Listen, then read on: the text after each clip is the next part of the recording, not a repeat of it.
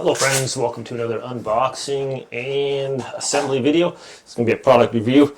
This is a, how many shelves? 1, 2, 3, 4, 5 shelf garage storage unit basically.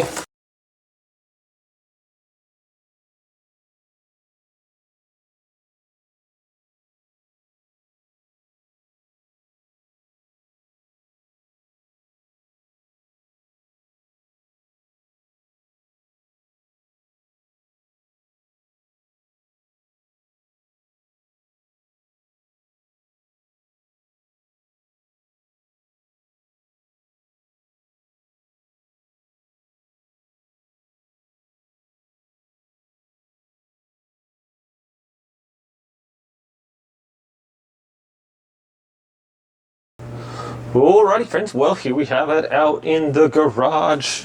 Got my bottles and food and stuff like that on it, so yeah, it works out pretty good for our little situation. Nice and sturdy. These shelves hold quite a bit, so not really worried about it collapsing or anything for sure. Also, if you want, you can anchor the back portion of the thing to the wall if you want.